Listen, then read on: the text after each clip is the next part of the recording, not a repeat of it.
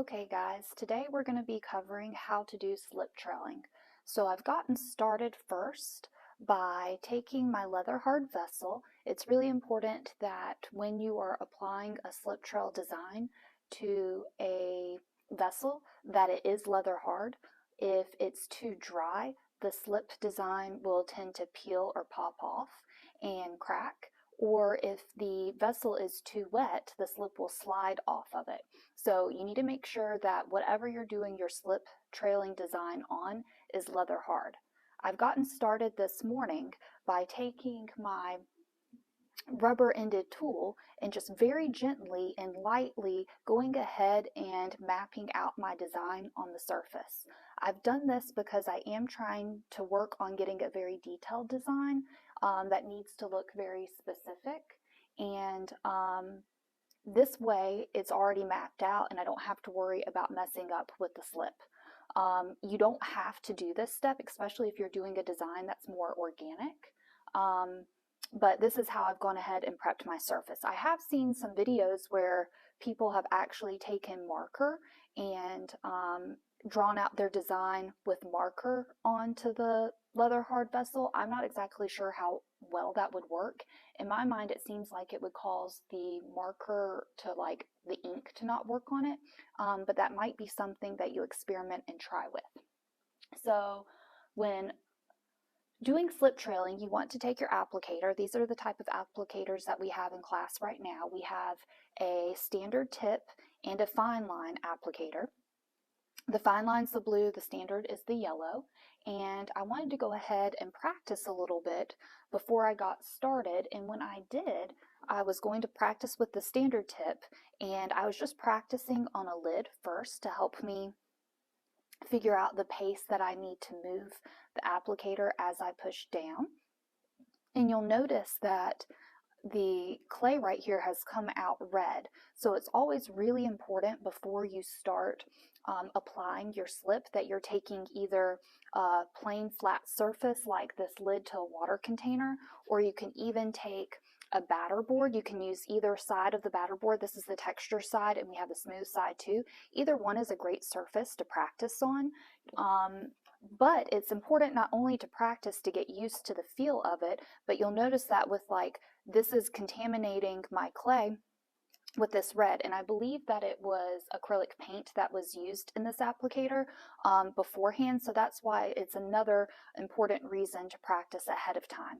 So I've found that the fine tip applicator is a lot more difficult for me to squeeze out, and it gives me a that you can see right here, it gives me a very thin design. So I may go in and use that, but the standard tip already works pretty well.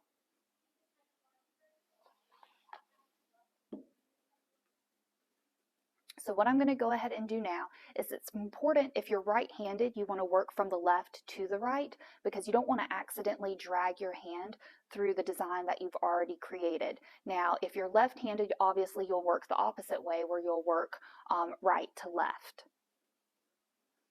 I have put my picture onto a banding wheel to help me with rotating the design as I go. And I have some reference images here that I'm also working from, just because I have created the design so lightly onto the vessel. But you'll notice that I actually too have some foam here. And if this did not have a handle to it, you could actually kind of lay your vessel onto the foam and work that way, because it's a lot easier. You're usually, when you draw, you're used to working very flat and not vertical. So that might be something that would be easier for you to do with this project, but because of my handle, it's not going to allow me to do that. That's another reason I went ahead and mapped out my design. So to get this going, I'm going to practice again on here real quick. And when you're practicing, you can make all sorts of designs. This is the type of applicator that we have in class, but you can use all sorts of types of applicators. Will get you a different look. And you'll notice that my hand is shaking, so the line that I've pushed out is not all that steady.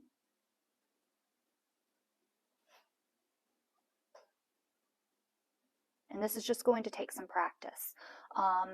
You can also use where you've seen in restaurants where they have the ketchup in mustard bottles. Those can be used to apply slip trailing. You can also use where if you go to like CVS or Sally's Beauty and they have the hair dyeing containers, you can also fill that with slip and do slip trailing from that. It all just depends on the thickness of the slip trail that you're trying to achieve. I've had a student in the past actually use piping for frosting for cakes and cookies to create designs that worked really well. She was actually recreating um, the little mini cupcakes, and she wanted to create that frosting effect on the top, so she filled up with a pipette like she would frosting with the slip to create that same texture and look, and that turned out really well. So I'm going to go ahead and put this to the side, and I'm going to pull this towards me a little bit. It helps if you can be eye level with your project if you are working vertically, and you want to be able to have something where you can rest your hands up on as you press down to help you be a little bit more sturdy.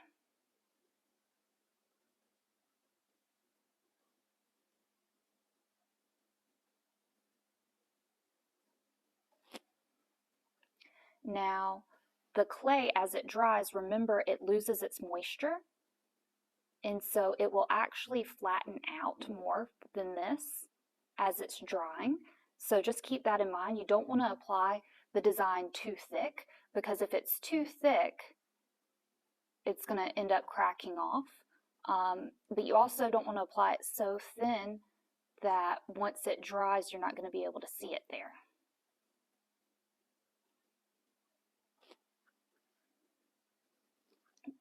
And I'm going to go back through and just kind of smooth it out a little.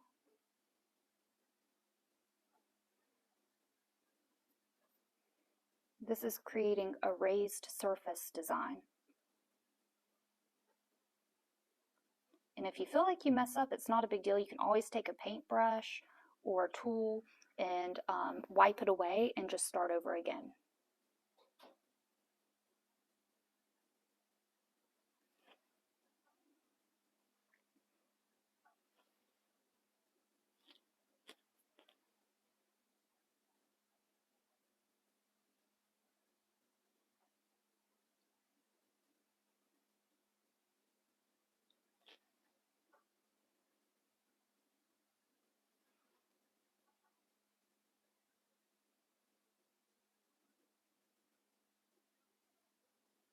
It's important that your slip is the right consistency. If it's too thin, it's going to run. And if it's too thick, it's going to be super difficult to pipe out.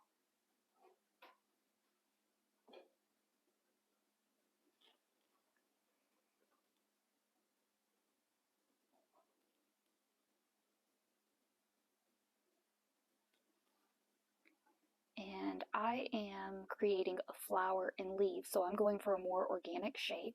So I'm not overly concerned that my lines aren't perfectly smooth or perfectly straight. You'll see within slip trailing that a lot of times they do repetitive patterns. And the whole process of this really kind of reminds me of henna and creating henna designs. And it's kind of the same consistency and idea of the way that you pipe it out.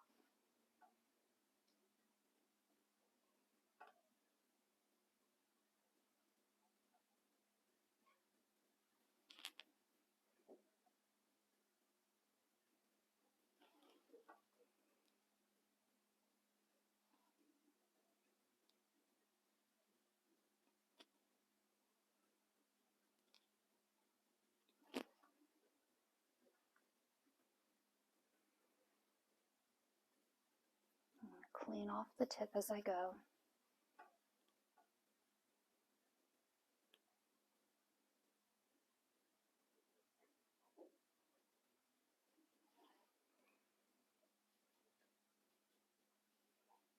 Some of these areas that bubble up a little bit, you don't need to worry about too much, because once it dries just a little bit, you can take your finger and press it a little flat.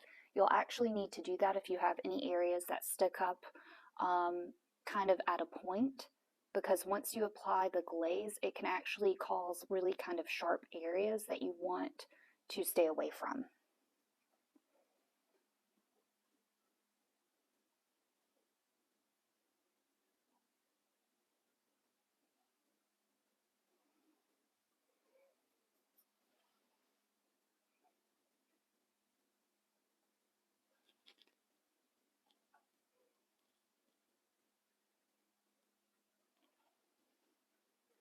Sometimes the applicator will get a little bit of an air bubble in it, and you'll kind of lose control and it will take the slip and blow out, and that's okay. That's not a big deal. Like I said, if it ever messes up, you can just wipe it off and keep going. What's neat about the slip trailing is it really does allow you to get pretty intricate and detailed designs. And they make something called Mason stains, which are powdered pigments that can be mixed up into the slip to make the colored clay, kind of like underglaze, that you could do this with as well.